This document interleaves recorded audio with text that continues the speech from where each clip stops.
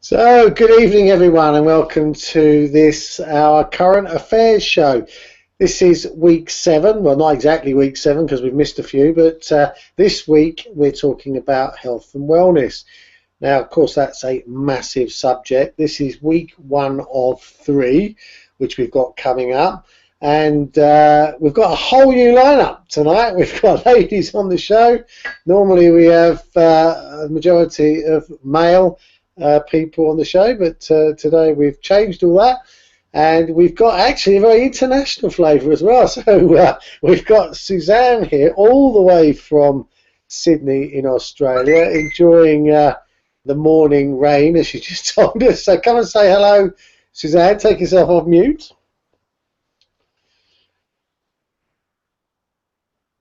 Hi everyone.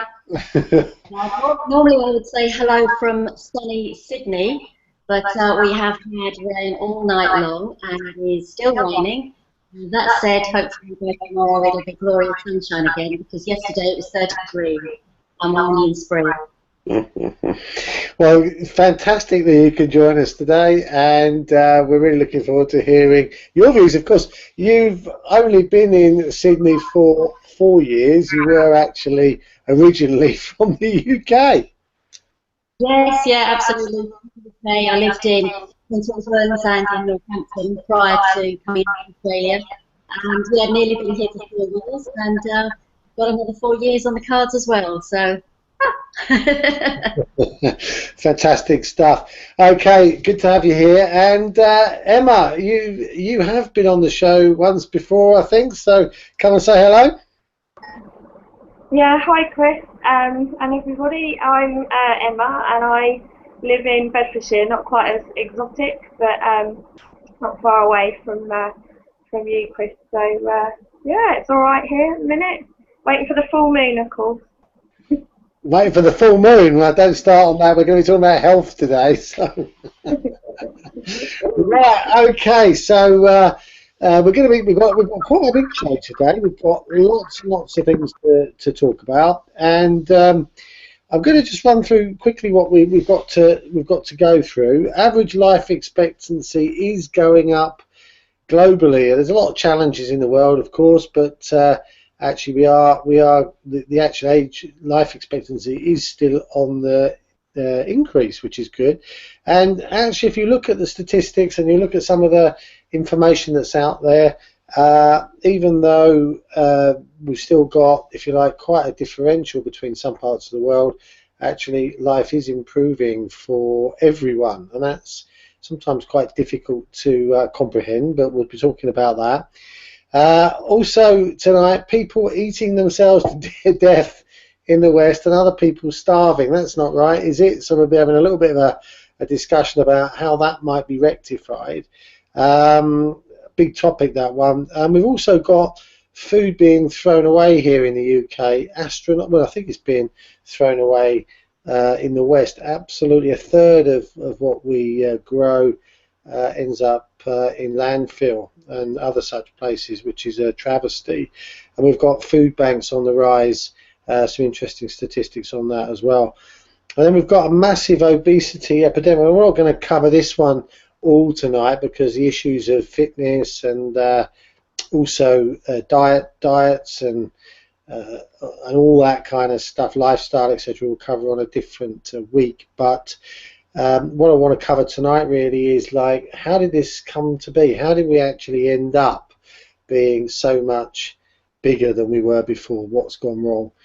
And the last thing really is about mass market drugs, and this is a massive area, not just in terms of weight loss and stuff like that, but it's actually part and parcel of the instant fixes that we're looking for today in modern society. So we're going to get stuck in here, and we're going to talk about life expectancy.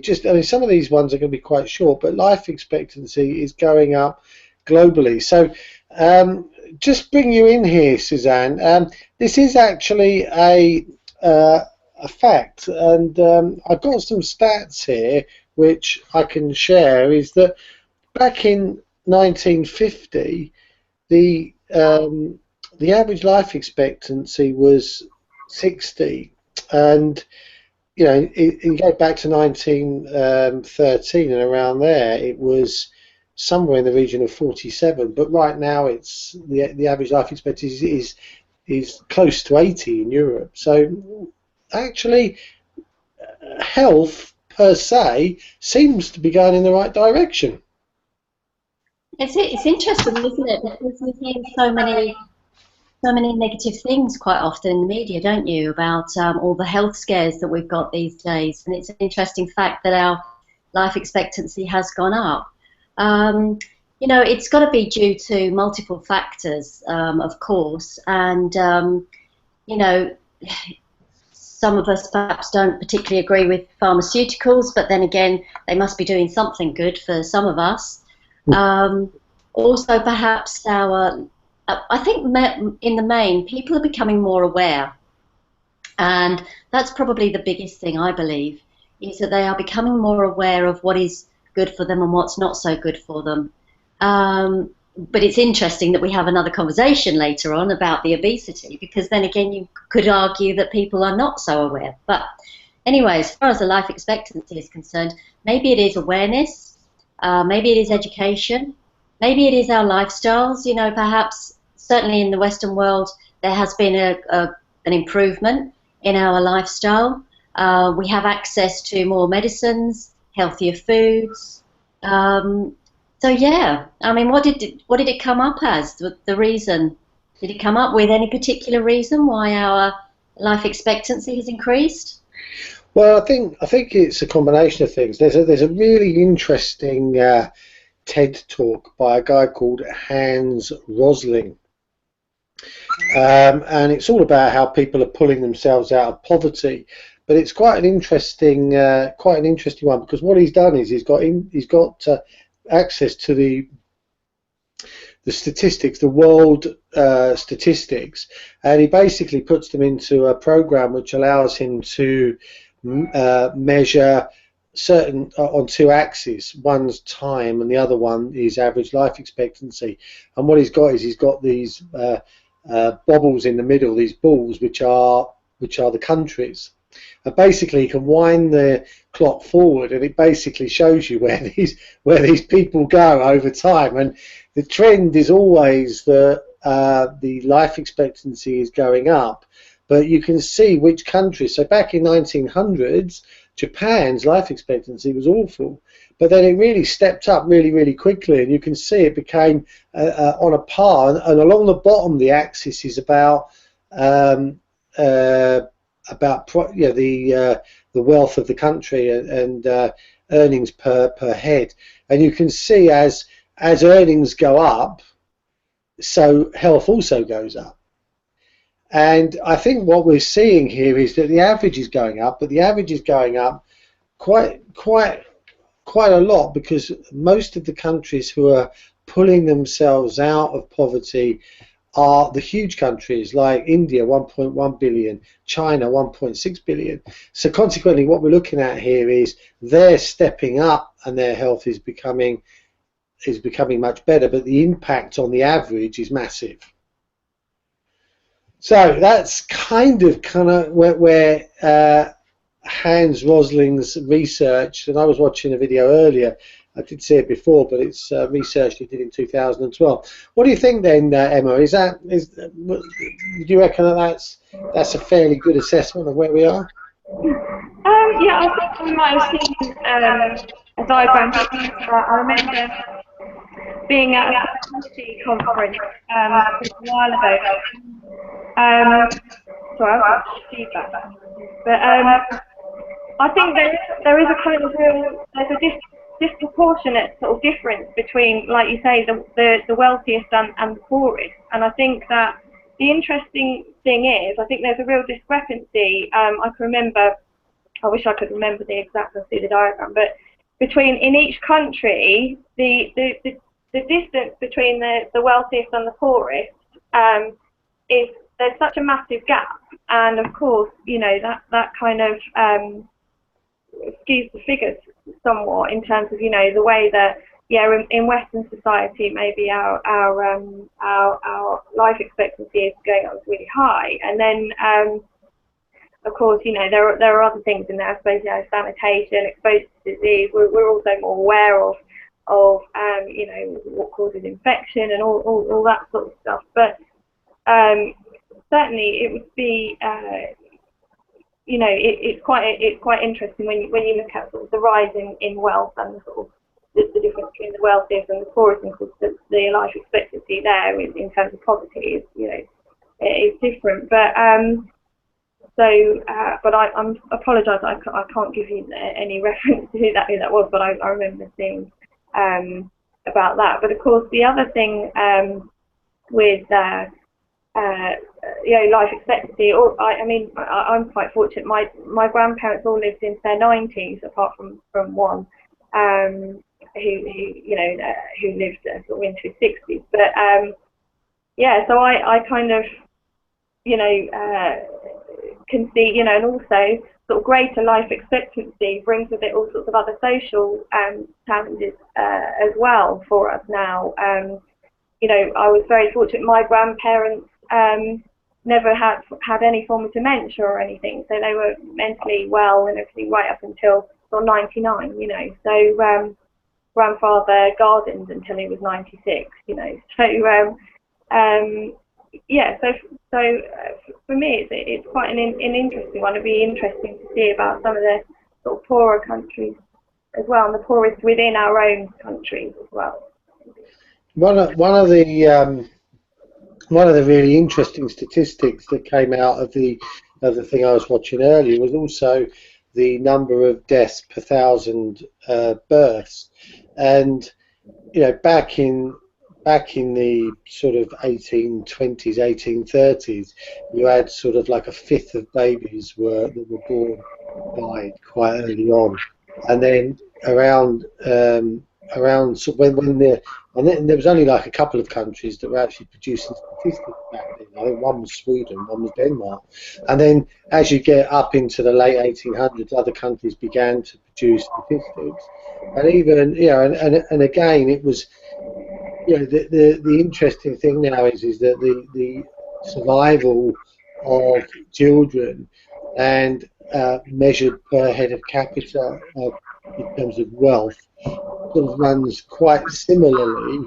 along the lines of the way that, you know, the deaths do, so the other end. But interestingly enough, when looking at Africa and places like that, you know, back, you know, 100 years ago, it was almost at the level of kind of Neanderthal man almost, in terms of the amount where they were in terms of poverty.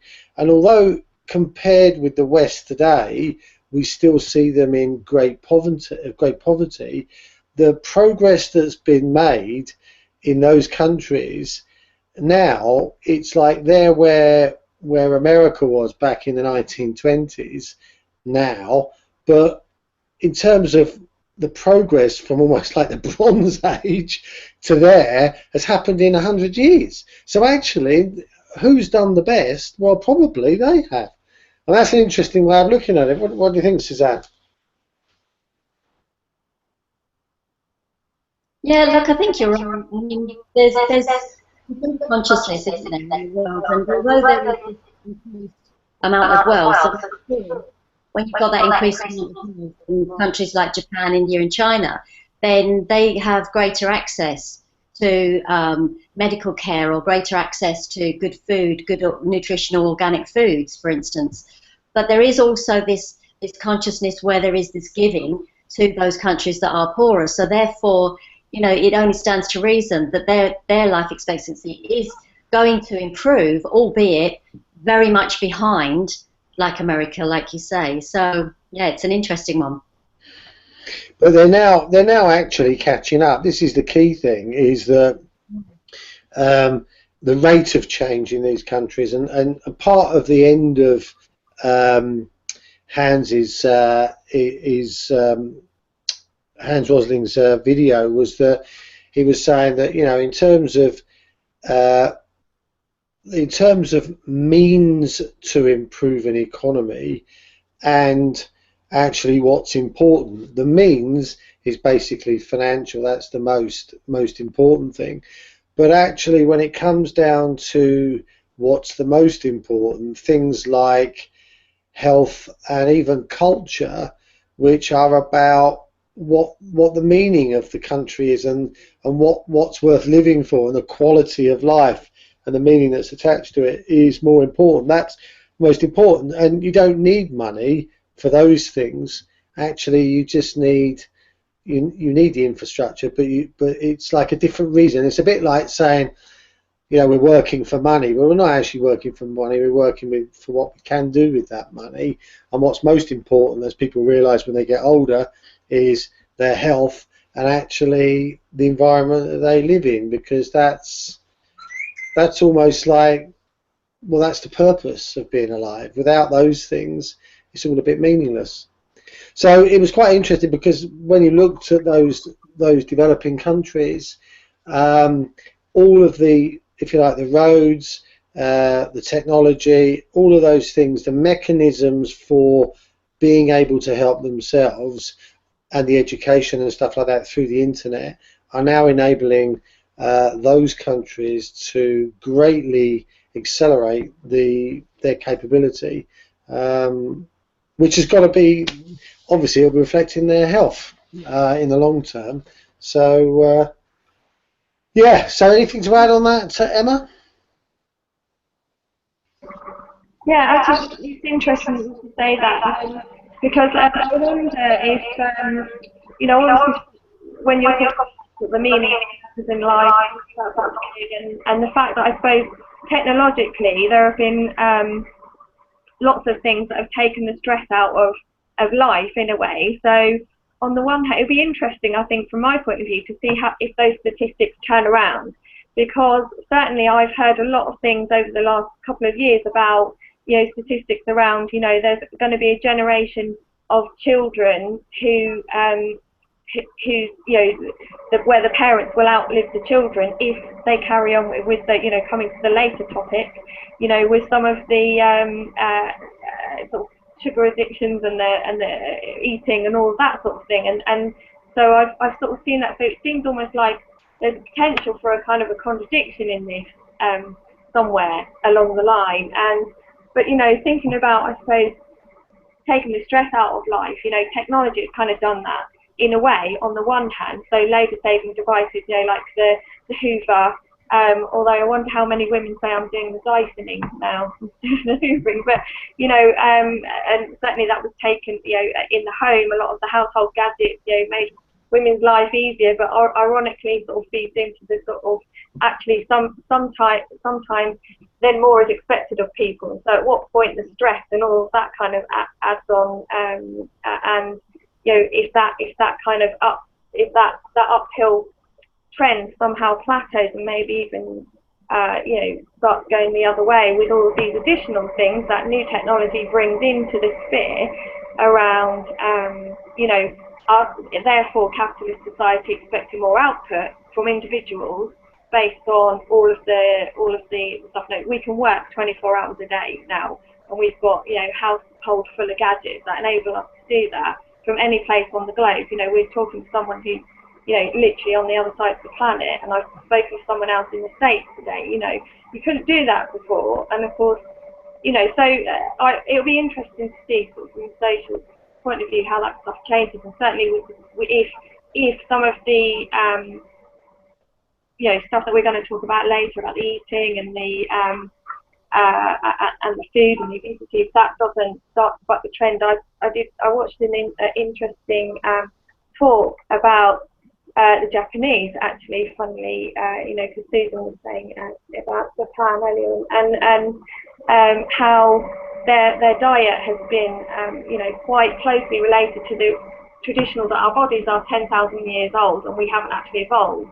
Physically, we're still, in evolutionary wise, our bodies are still the same as they were Paleolithic times, and so the diet that we have isn't suited to our current body. And so in Japan, their diet has been quite well suited, to our bodies. But of course, with the importing of Coca-Cola, there's been a massive issue with Japanese children, getting quite obese. And there was a quote by a professor in the university who told all his students, sort of made this comment about all of his, he made a comment to him.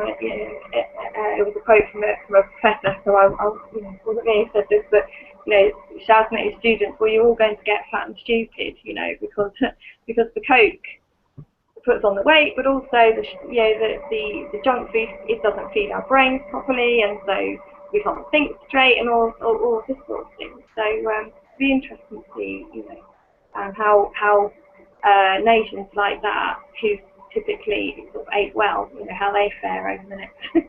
Well, one of the things I noticed, because I spent a bit of time in Thailand, was there was a period of about 8 or 9 years between my early visit and my later visit, and in that 8 years, Dunkin' Donuts, Kentucky Fried Chicken, Pizza Hut, all these ones moved in, and it became cool and hip to hang around these places, and the effect on the children's health and the teenagers was immense, because they just blew up, basically. They just became, because they weren't used to dairy in their diet, and suddenly they were eating a lot of dairy. So I think in general, I mean, the farm, we'll come on to pharmaceuticals later, but in general, in those countries where food and clean water is a problem, you're going to still have the life expectancy retarded, but once you can get pharmaceuticals out there, then it has a massive impact on the life expectancy, and there's where you see probably the biggest change. But I want to just move on now slightly to the disproportionate sort of issues we've got from Western, some of the developing countries, in terms of eating, because we seem to have a problem with, if you present more food to people, they seem to eat it, and we've got people eating themselves to death on one hand, and then on the other hand we've got people who are literally are starving because they don't have food. Well, there's a massive, obviously we've talked about this in previous weeks, massive disparity in the world in terms of equality, but has something happened to people, do you think, Suzanne, that there's no like I'm full button on anybody anymore? It's just like they just keep eating because the food's there? Well, look, you're absolutely right about there not being a full button, and it's,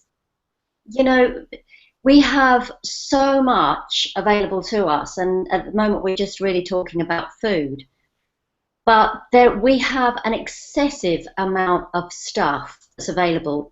And even if you think about your kind of everyday purchases, and you go and you look in your cupboard, for instance, most people, and this is not everybody, but most people will find that they have an excess of what they actually require. So whether it's food, or whether it's, I don't know, TVs, or whether it's laundry products, they have an excess of what they actually require.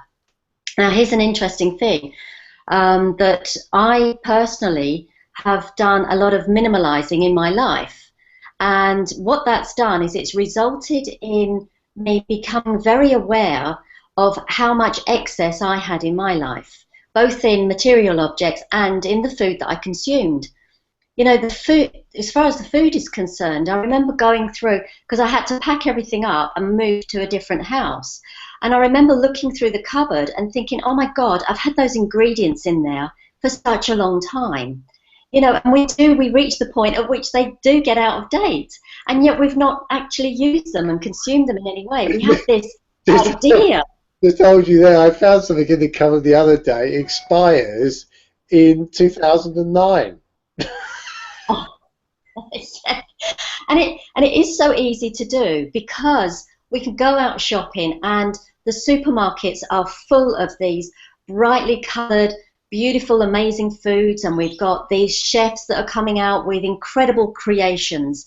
They call sweets out here lollies, All right, so you kind of everyday sweeties that you buy in the packets, they're called lollies out here. And if you think about going into some convenience store, you've got aisles and aisles of different types of lollies and sweets that are available to us. And there was an interesting study that was done recently, and I don't remember the name, but I bet I've got it somewhere up here in these books. I'll see when Emma's speaking, I'll see if I can dig it out and give you the name. But here's the interesting study that was done. They put a group of children in a room, and in that room they put all sorts of food in there, from candy, sweets, drinks with high levels of sugar in, to fruit, vegetables, healthy options. And they left the children to completely monitor their own requirements for the food. And they started off getting very excited and went straight for the candy. But as time went on, what they found is that the children naturally were able to monitor their own levels of eating, in the respect that they started to choose the healthy options. Now, this tells me that the body knows what it requires naturally, and these children didn't eat in excess, so they didn't overeat.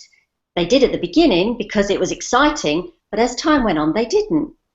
So this whole thing about the full button, it is there, but we have become conditioned to ignore the signals that our body gives us. So again, if you consider that the way that we eat, we just sort of pile a ton of food on our plates and we just eat away at it. And we don't register that full button being switched on, because all we're doing is we're thinking about finishing what's on the plate.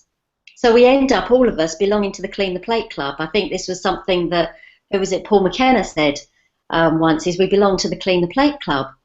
Now Paul McKenna also did another experiment which was quite amazing, is that he sent these people into one of these greasy spoon cafes, and they were all the sort of big lorry drivers that loved their greasy breakfast. And they went in and they ordered their breakfast, but this time, instead of just scoffing their breakfast, they put blindfolds on them, okay?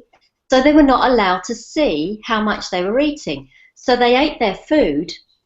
When they got to the point of feeling full up, because of course the only gauge that they had was to listen to their own body, when they took the blindfolds off, they found that there was anything between a third to a half of the food left on their plates. So, yeah, what does that tell us? The full button is there, but our minds have now become conditioned not to listen to the signals that our body gives us, and that's part of what I teach. Because as you know, I'm a weight loss coach, and that's what I teach, as opposed to teaching people, this is the right sort of food that you eat, because they naturally go into that anyway once the mind's right. So portion control is obviously quite important, and I mean, as kids, we get told, because the generation that brought us up were brought up by Victorians. So, and during the wars, so basically there was waste not, want not, was the classic saying in those days. And basically we just said, you won't get down until you finish what you've got put on your plate, kind of thing. Some of the stuff that went on in our house. So there is basically this kind of, well, even if I am full up, I'll carry on eating because I've got to finish the plateful. And plates, as people get older, I guess they think we should have a bigger plate, and it's got a bit out of control. I went to the States. We come to you in a minute, Emma. Went to the States, and basically I ordered a starter, and that was it. I was done. I've seen people eating a starter, a main course, and a dessert, and then 2 hours later they're having a muffin. So yes. It's like, well, no wonder they're big. I mean, if you keep putting a amount of food in you, you're going to get big. Unbelievable, really. So, Emma, what do you reckon? Well, Chris, how long have you got? Yeah. To be honest with you, this is such a massive issue, and I'm one of these people who like to see things from like every minute angle, and there's so much in there, really. There's that kind of, how we actually behave as individuals when we're eating, like Susan was talking about. I was very fortunate to come from a family where, my granddad grew everything, and I knew which part of the plant things came from, that they actually came from the ground. You hear these stories in the kind of tabloids about kids who don't know, where a carrot comes from and all that sort of thing. I was very fortunate not to have that experience, but and those types of things. But equally, there's the scarcity thing, the consumerism thing, there's the advertising that we get everywhere for food, and it's generally not the healthy food, because nobody benefits, well, we benefit, but, big companies don't benefit from people planting things in their garden, so they're not going to really promote your healthy carrot out in the garden, really, or mainstream telly. So, it's interesting when you get things like bank holiday comes, or the news tells you it's going to snow, and then the queues in the supermarkets, it's like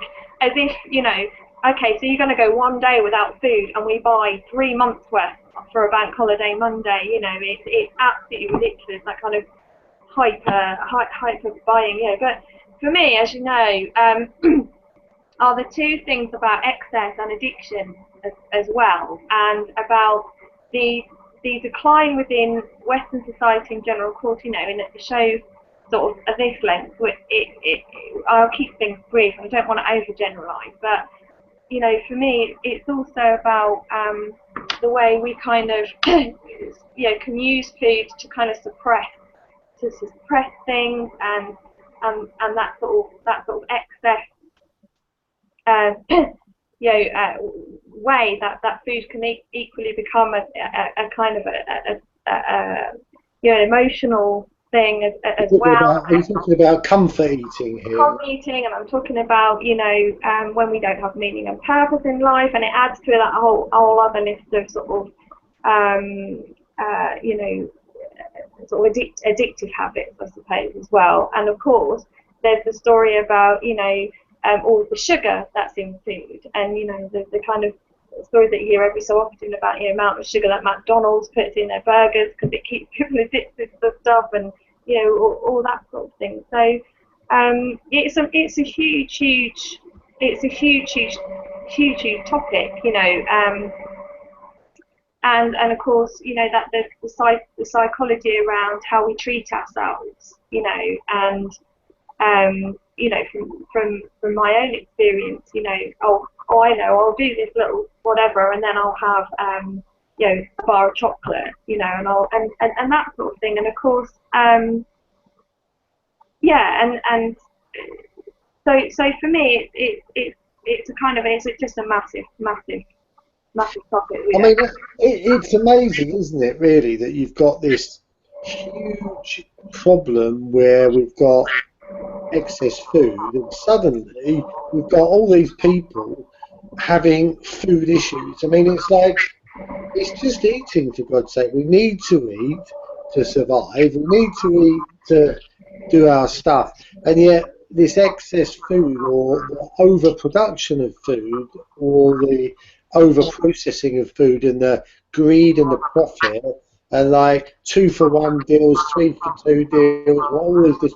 Basically, we're just gluttony, really, and yet it's almost like we need to take responsibility, because actually there's parts of the world where there's like 3 billion people living without enough food. So we really need to get our act together, don't we, on this? Yeah. So I mean, for some people, I think that's what I'm sort of aiming, sort of gearing at. Then there must be another purpose that food is serving us, because we're certainly not hungry. We're not hungry for nourishment in that sense.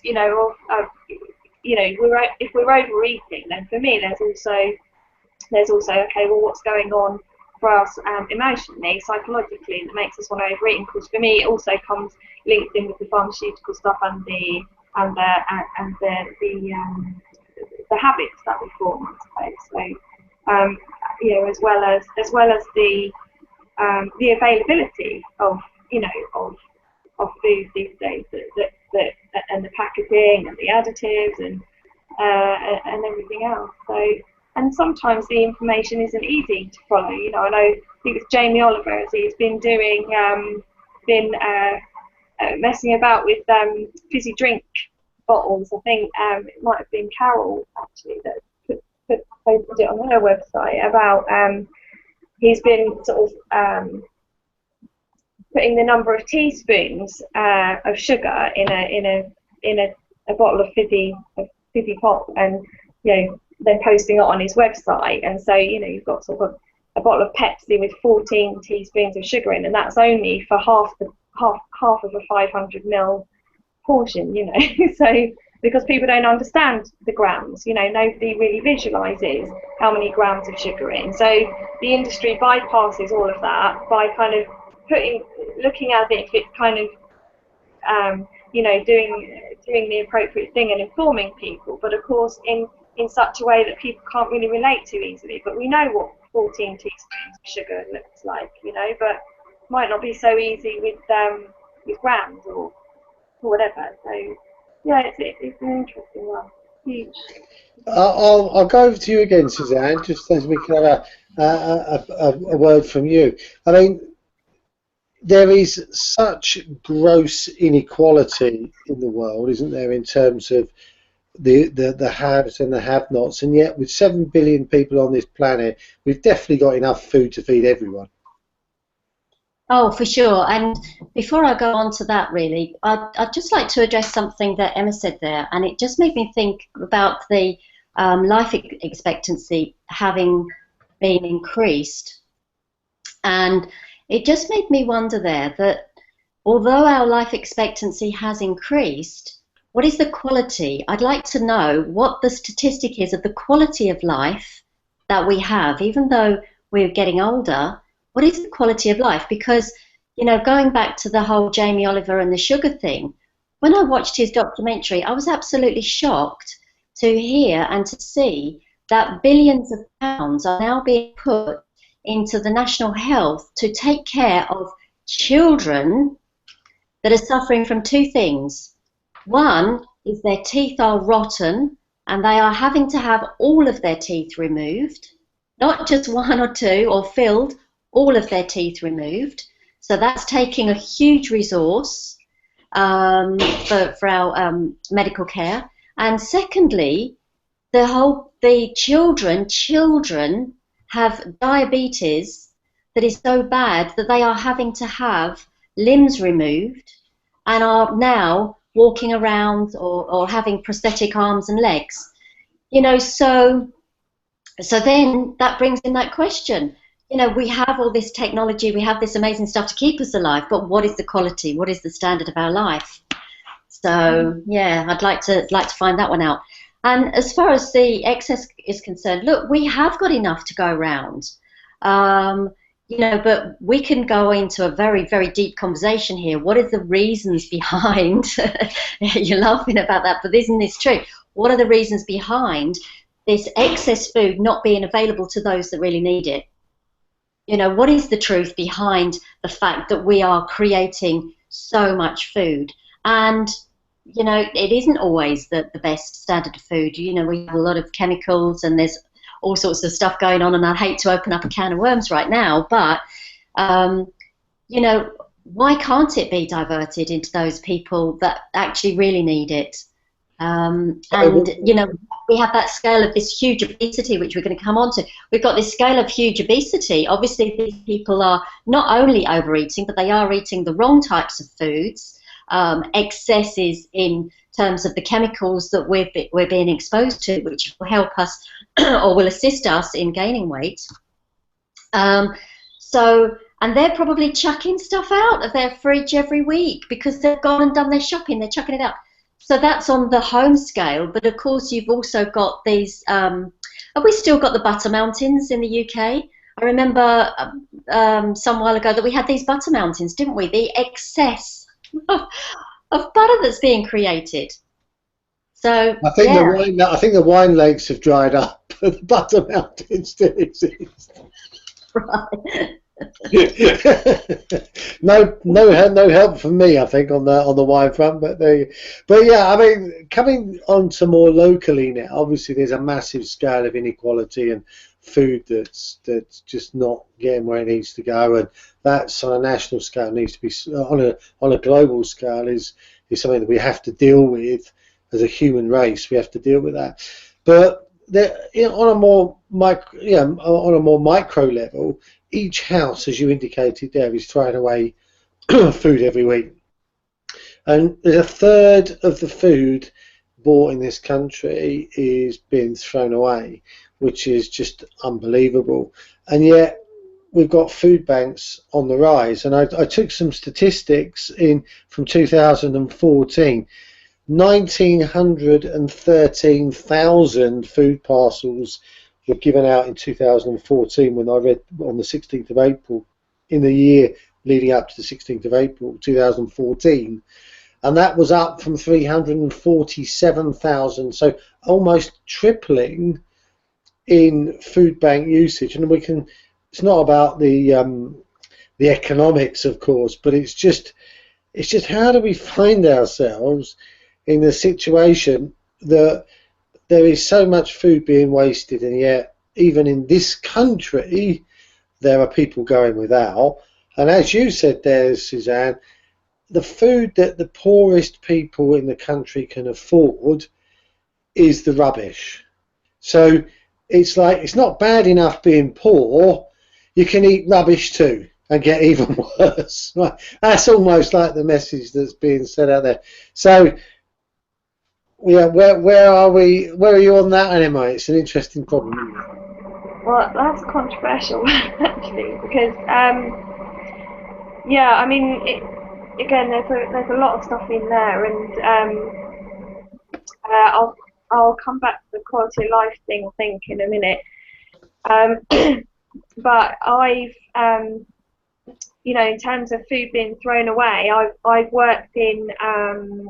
worked with alcoholics and addicts, and in the mental health service, with people who are on benefits and having to go to the food bank. So I'm aware of the challenges, and of course certainly from our perspective there was a lot of that going on, particularly when people were being thrown off disability living allowance and stuff because of the ATOF assessments. And people in real, it doesn't take a lot of a fluctuation in income to be thrown into a state where you can't afford to eat or feed the family.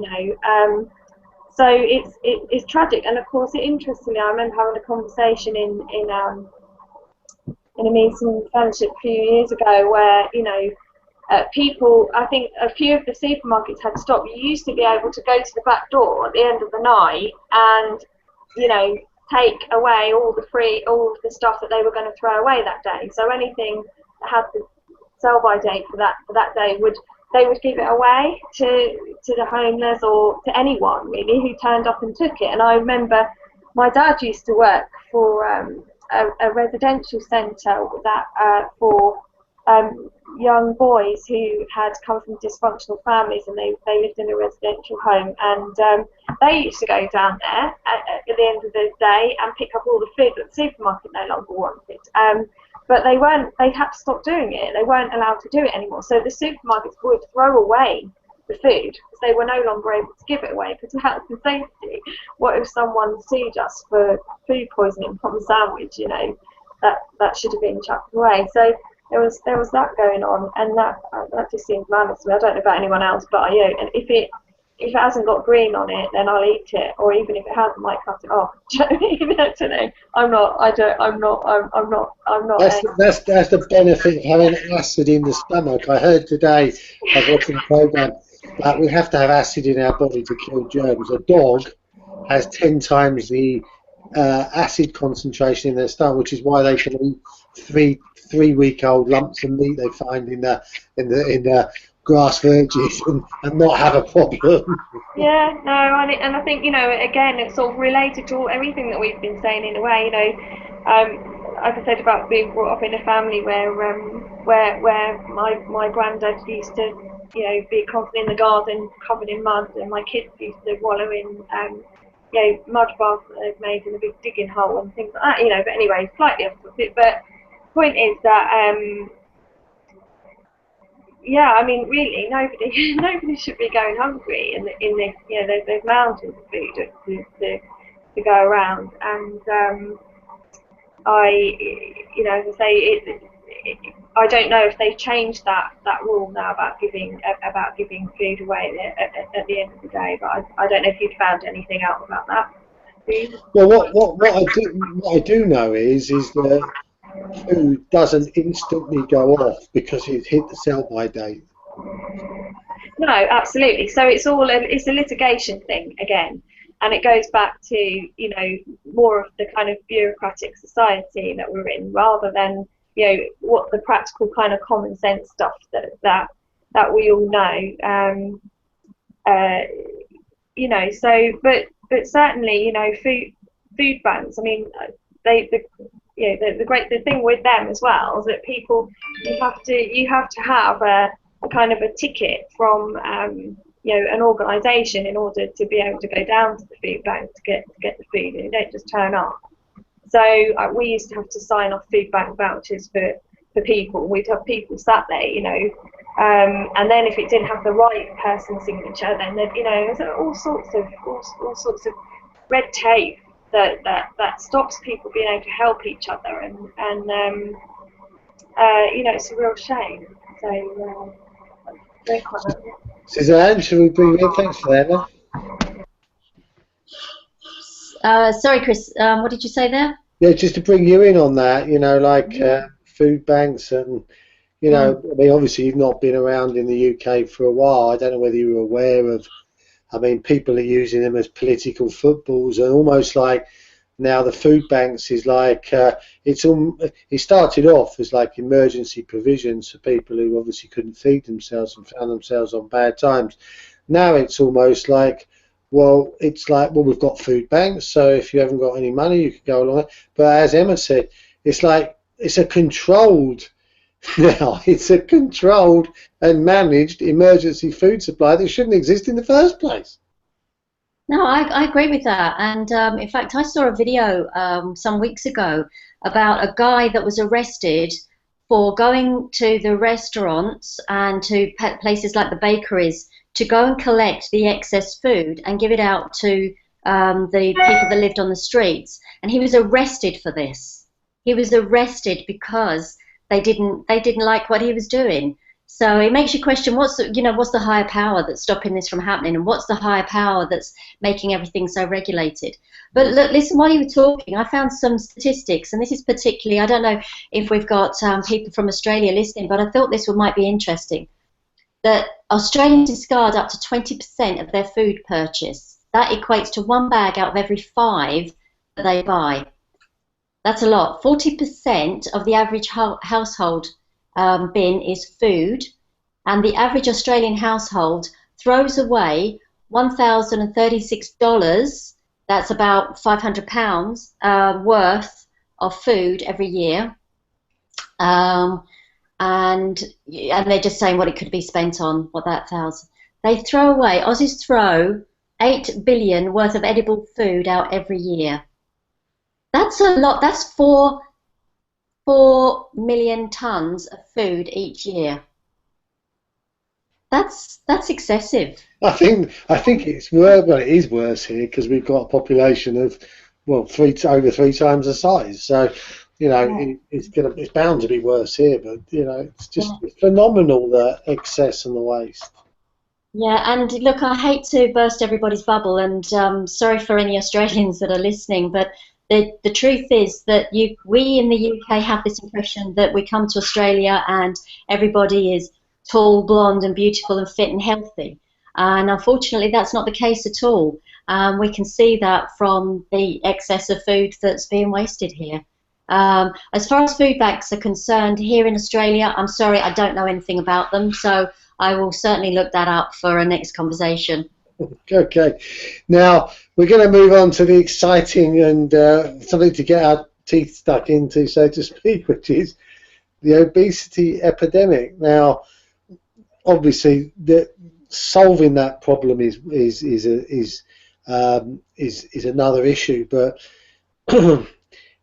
I believe that nobody woke up one morning and said, you know what, let's give this obesity thing a go, shall we? I don't think that people decided obese was cool or what they wanted to achieve, and yet, you know, we've got an ever-increasing number. I think over 60% of the population are overweight. I don't know what percentage it is are classified as obese, but it's quite a lot. It's a massive issue in all the Western and developed worlds. So, if I didn't choose to be overweight, how did it happen, Suzanne?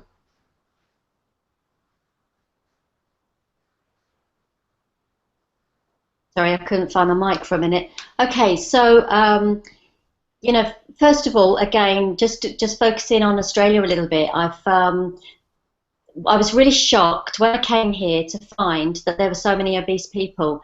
And what I didn't realise is that Australia is the second most obese country in the world now. And I think that happened because, again, going back to a lot of what we've said, is that we have excess available to us. We have lots, in terms of the quantity of food, we have a great deal of a quantity of food available to us. So we're kind of, you know, all of us have slipped into habits of finding it very easy to go and we're a very strong coffee culture here. We go get a coffee and we get a muffin to go with it. Now, the foods that we choose often are not the best foods either, so that increases our propensity towards being obese. You know, going back to the whole emotional eating, you know, you'd sit in front of the TV, or, you know, that people in Australia don't so much sit in front of the TV because it's a very outside culture here. But when they go down to the beach, they take the barbecue with them. Everything is based around excess of meats and sauces on the meats, which are loaded with sugars. So they do eat excesses of fats and sugars. It's saying here, I've just pulled it up, 14 million Australians are overweight or obese. 14 million. This is a small country. I mean, it's big, but that's 60%, isn't it? That's 60%, I would have thought. Well, they're saying here that more than 5 million Australians are obese, and that if that weight gain continues at these current levels, in 2025, 80% of all Australian adults and a third of all children will be overweight or obese. And obesity has overtaken smoking as the leading cause of premature death and illness in Australia. And it's the single biggest threat to public health in Australia.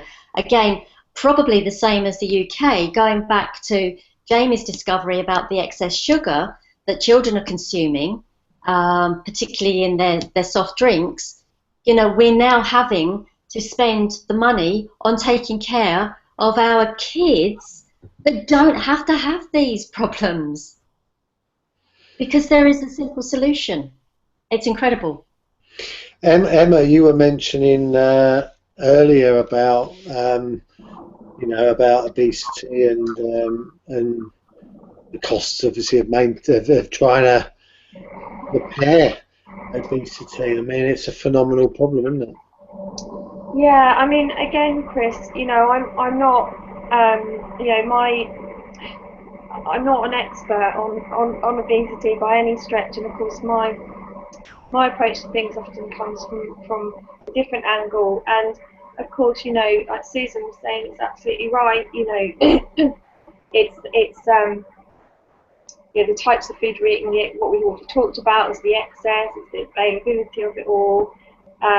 You know, with the children, it's really important, and it's quite interesting actually, because the thing is, it's a real challenge with children as well, I think.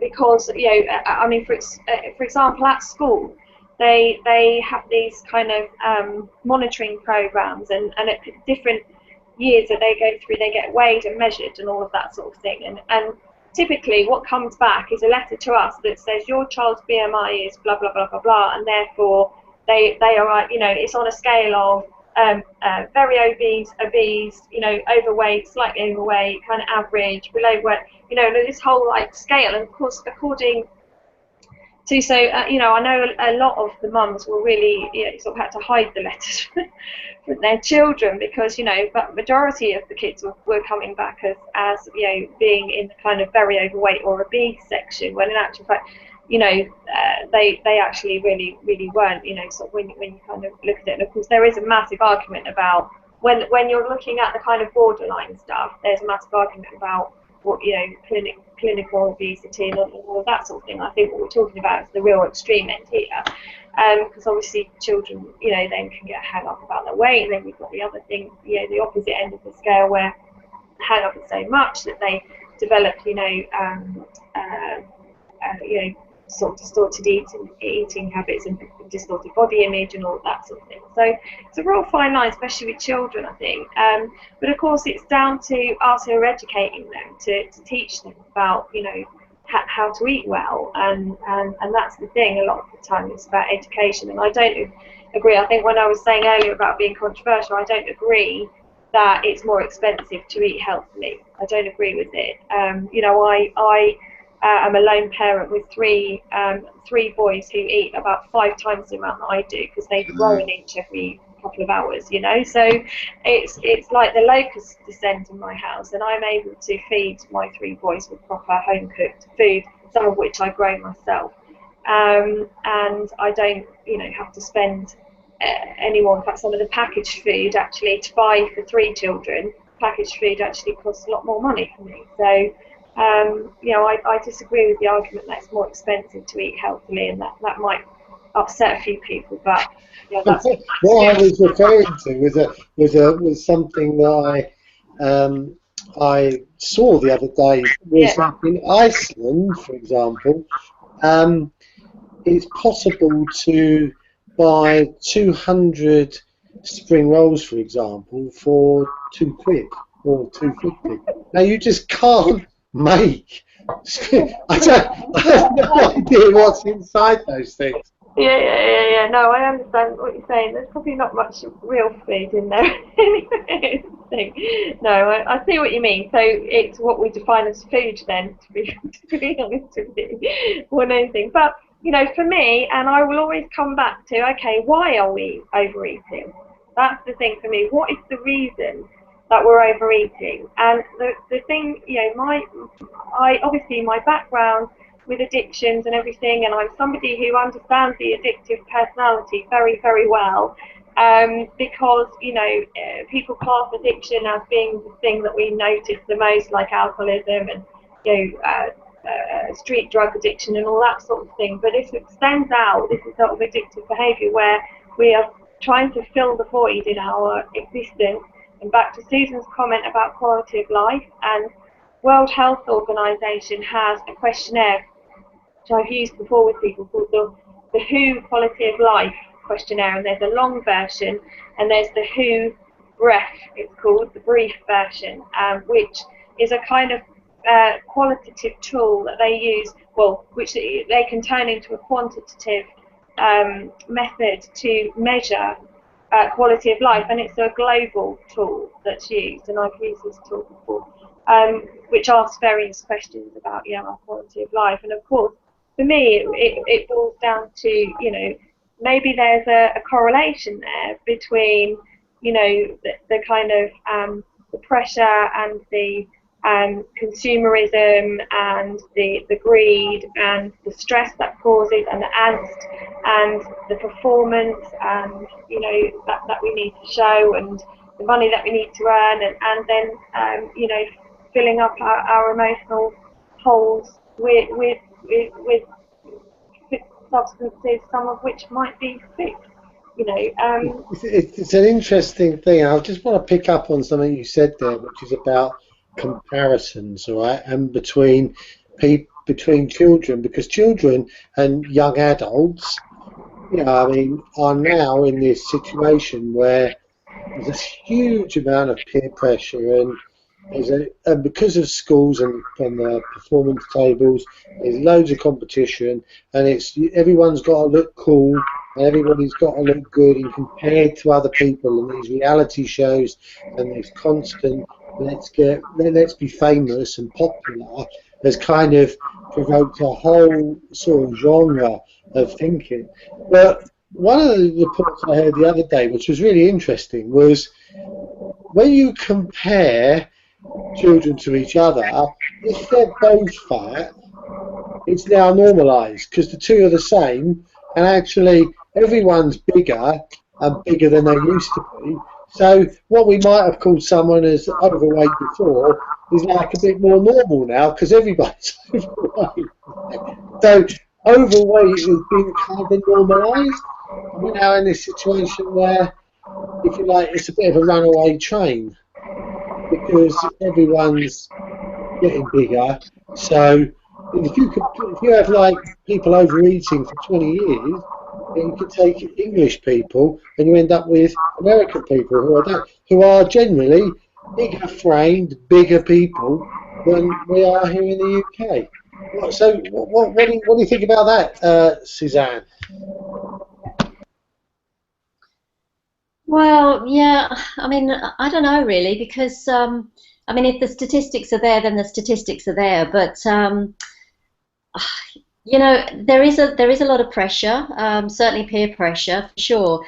But I do think that we have some other problems that are not just related to our own mindset, because our mindset is such that we do have excesses available to us, that we've got convenience, you know, the convenience of fast foods. You know, we are being bombarded, like you say, with not only peer pressure, but also the pressure from the media to eat certain things, to have certain things, to be certain ways. A lot of celebrity pressure, but I think that we are gradually fighting back against those sorts of things as well. But we also have the element of, you know, the feel-good factor, and this kind of touches onto the addiction side of things as well, is that there are certain foods that we eat that, because of the content of that food, will create a need for that food over and over again. As we know, I think, Emma, you mentioned about McDonald's. They put, was it excess of sugar in to make people come back?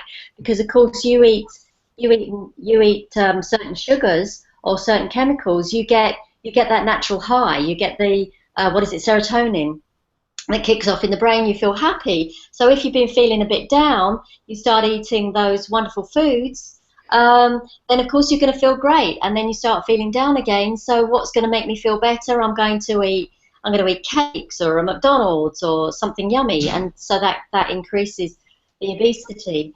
Yeah, look, I don't really have an opinion on the, I think you said bone density, did you? Because it was a bit muffled in what you said. Are you talking about what Emma said earlier? What you were saying about the fact that we have got bigger. Generally, yeah, I mean, it was a survey that basically said that it's becoming, because it's becoming normal to be bigger, then actually being overweight as human beings is becoming more acceptable. Right. Oh, well, yeah. I mean, that's interesting. Is it perhaps an excuse to accept that we are getting overweight? I don't know, but I mean, it's the whole obesity thing is going to run through the next 2 weeks as well. So I just want to finish today's show talking a little bit about mass market drugs, and obviously there's the whole reason why people are living longer is essentially because we were able to fix issues that previously would have killed us. We've got lots of vaccines. I'm not going to go into the issues on vaccines right now either, but these drugs are available. Interestingly enough, there was a report last week about a big concern over these the drugs like penicillin and stuff, and we've got now drug strains which are becoming resistant to these types of medicines, which means that, you know, some fairly routine operations could become life-threatening again.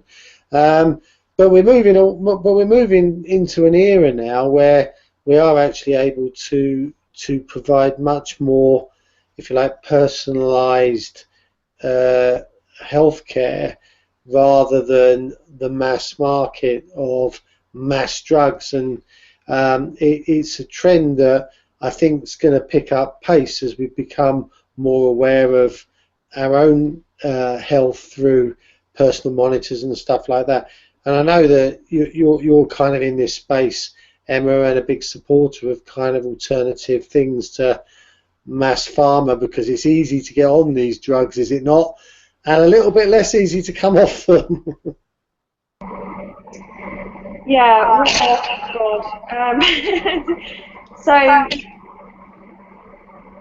yeah, the mass market, and you know, it's interesting because it's accessible, as you know, specialist topic is around amplification. I think it's interesting because I saw an article today by a woman that I follow a lot. She writes very eloquently from the States on a website called Beyond Meds, specifically about her experience with psychiatric drugs and psychiatric drug withdrawal. And you know, her thing saying, it's funny, it's part of what I do as well, is that I practice a number of holistic therapies myself, energy healing, and of course it's interesting. He wrote the article today about the term alternative therapies, and of course, you know, in actual fact, the medical world as we know it has only actually been in existence like it has for the past 150, 200 years maximum, in terms of the way that we're, really only in the last 50 to 75 years that there's been the mass kind of drugging of people with various things. So, before then, we had other ways of keeping well, and her argument was, I don't use alternative medication, I just look after myself without the need for conventional Western medicine, and that's not an alternative, that's just the way I live, and I kind of have a way, I tend to agree with her. And I think this is the trouble is that we've got ourselves into this situation where it's been very, very seductive to, of course, it must have been horrible, I can't imagine being a parent, a mother, 110 years ago, giving birth to 15 children and only, 5 of them survive, if you're living in 4, or whatever, it must be awful. So, so of course, when we started to get vaccines for the common, the tetanus and the polio and the diphtheria and all that sort of thing, and then of course penicillin, I can't, we're so used to it now. We can't imagine what it would have been like without the option to, and a real relief to a lot of people to have all this wonderful stuff, saving lives. But of course, the issue that we've got is the point at which the whole attitude changes, and of course, we've been sort of duped really by the pharmaceutical industry, and it's almost like we've gone so far into it, it's almost impossible to withdraw from it. It's like, no, withdraw, we need to back off, and of course, it's impossible. Well, no, it's not. I really take that word back, actually. It feels as if it's an impossible battle, and of course it's not impossible, because of all the kind of litigation there is around, if you don't want your child treated with something and it's an emergency, or if you're on psychiatric medication, obviously I will put that as my specialist area, that where the law kind of takes away your liberty if you're not compliant with your pills and all that sort of thing. It's a very Orwellian kind of place that it gets to in its most sinister, and so however, at the same time, there are these positive points to it. And interestingly, I saw a paper, and I'm sure I can say this now, because it was a few months ago now. That was handed to me by somebody who does some work for the British Complementary Medicine Association. I'm a member of them, and there was a paper around, they're trying to have discussions with, because actually the UK is actually particularly poor in Europe at using kind of complementary, we're going to go down that line, complementary medicine, compared to our European counterparts who are much more accepting of, medicine which isn't necessarily, Western conventional medicine. And there was a survey that was done that came up with a statistic. It was around 45% of people in the UK actually do use what we call complementary and alternative therapies, but majority of them are too afraid to tell their GPs that they use them because of fear that they won't be treated the same, or that they're going to be judged, or that they're going to, the idea is going to be poo-pooed or something like that. And of course, the issue that we've got is that in order to get, and as a person who practices various types of therapy, the issue that we've got about getting things more mainstream is that they, in the way that society is currently set up, it needs to be backed by research all the time in order to get hospitals and GPs and everything to kind of, promote and condone and, and support them. And the issue that you've got is that it's down then to the universities to fund the research, and the government gives the funding to the universities to fund research, because once you get things like complementary medicine degrees into the national curriculum, and there is one university in London, not in the national curriculum, but into the curriculum in universities, and there is one university in London, I can't remember which one it is now off the top of my head, that actually does a lot of, teaches homeopathy and complementary medicine degrees and postgraduate degrees as well. But of course there's a catch-22, because the universities won't put these courses on unless they are backed by research. But they need, in order to get them backed by research, they need the money from the government, and it's this catch-22 of, but the government don't want them if they haven't got the research, and the research isn't there because the unis don't have the money, and so there's this shame about putting that stuff into the curriculum because it's kind of not supported by evidence. But I mean, equally, psychiatry is, anyway, in terms of, that the sort of scientific-based, disease-based model, it has its flaws as well. So, so it's a tricky one, and as I say, we're not apparently, in Europe, we're not the best in terms of research and everything else. So, then it begs the question of, well, the only way to sort of avoid it is to not to buy into their conventional approach, in the first place. But then, of course, there are certain benefits that we get from that, because a lot of the investigations that we need for our health, are done, in the NHS and, in the system, and I mean, I do have a personal view, but it's quite complex, as you say, and I think we need a show which is specifically to do with this subject, really. But let's bring you in, Suzanne, and just see what your take on it is. I don't know what it's like down there, but you've obviously got enough experience with medicines and alternatives or complementary, because you're following a path like that yourself, I think.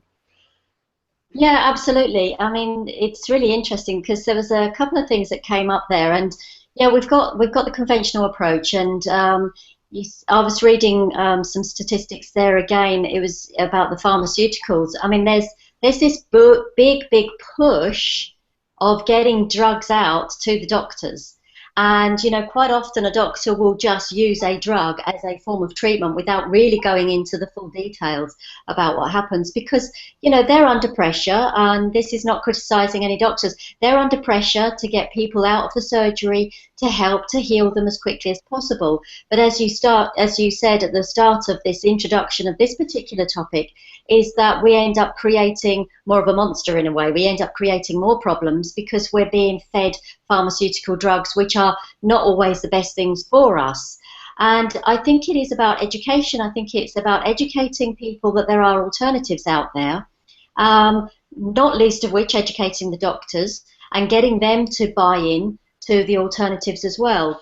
You know, unfortunately, we have, you know, there's always going to be a certain percentage of people that have that mindset that the doctor is, you know, the big pooh-bah and knows everything, and that whatever the doctor says that they must follow their particular form of treatment, and they don't really, they're kind of blinkered and they're blocked off, you know, with their ears of investigating alternatives. That said, here in Australia, they are very, very good at the alternative medicine approach. They are so good that when you go to see a doctor here, which is very rare, and the reason people don't go to see their doctor so much here is because it's expensive, because we don't have a national health system. We have a system here that's called Medicare, which means that you get a percentage off of your visit to the doctor. So a doctor's visit, typically for 15 minutes, would cost around $120. That's £60. And out of that, you might get 20 or 30% of that back. Now, there are ways in which you can get medical care for very little or nothing, but that's actually very rare. And as a Brit living in Australia, we also have to pay for private health medicine in addition to our Medicare, which is a kind of reciprocal arrangement that we have with the national health care in the UK. But where it's reciprocal is it only cares for emergencies. So if you have to be picked up by an ambulance, it will take care of the payment for that. But generally, if you call an ambulance out, that would cost you $300, about £150. So people tend not to go to the doctor quite so much, and even when you do, the doctor will suggest alternatives. So they will have a whole list of alternative therapies or alternative medicines that you can use. And they are very aware of nutrition as well. So they would advise, you know, look at your nutrition first. Look at your self-care. Where can you start changing your habits that will improve your diet? So it's so strange, isn't it? We have, on the one hand, we have these high levels of obesity, and we have high levels of instances of diabetes. And then, on the other hand, we have the fact that we have, in this country, the amazing support and holistic approach to medicine. It's interesting. Yeah, so I personally, I really believe that it is down to education, and often, not always, and again, I don't want to generalize, but often it's down to what you don't know. Yeah, so if you don't know that there's an alternative, or if you don't know that what you're currently doing is harmful to your health. So for instance, you know, we were saying about growing your own produce. You know, if you don't know that the produce that you buy in the supermarket quite often can be laden with chemicals, then you're going to carry on eating it and you're going to get sick. And if you don't know that the products that you use on your body and in your household are laden with harmful chemicals, then you don't know that that's what's creating your disease. You know, so I think it's really down to education. It's interesting about that education, and we're going to wrap up now. But the good news is, and something that will run through the next couple of weeks as well, is that, you know, behind me, Link for Growth, what we're talking about here is, through conversation, discussion, and by bringing people together, actually that's probably as effective, if not more, the most effective way of getting education to a large number of people, because people talk, they share ideas and concepts, and then those things get reverberated on. We already know that the government putting out a 5 veg items a day or 5 bits of fruit a day, you know, is going to keep you healthy, is A, very expensive, and B, it's fairly ineffectual, because people still don't do it. Or they might say, well, I don't know, I've had an orange juice which is laden with 10 spoons of sugar. That's one of mine a day. Yeah, and 10 spoons of sugar. So ultimately it comes down to education, and the best form of it, in my opinion, is through osmosis and people making small changes each day. But okay, we're going to wrap it up. I'm just going to ask you to say cheerio. It's been very interesting. All sorts of challenges ahead in this area, but we've got 2 more weeks to talk about some really other aspects of health as well. But thanks, Emma, for coming along and saying and giving us an hour and 15 minutes, whatever it has been. No, thank you. No, it's been great. Actually, it's been quite quickly. And lovely to meet you, Susan. Yeah, so cheerio to you, Emma, and thanks for coming on all the way from Australia, Suzanne. Well, it's been absolutely my pleasure. I've really enjoyed this, and I think that each of the topics that was covered today could almost be a show unto itself. I've really, thank you very much for inviting me. Namaste. I'm going to enjoy my birthday. The sun's coming out. Yeah, have a lovely day there. We're going to head off to bed shortly, I think, over here. So that's it, end of today's show. Hope you've enjoyed it. A couple more weeks of wellness, health and wellness to come over the next 2 weeks, and lots of interesting topics to be discussed. So thanks for watching, and we'll catch up with you next week.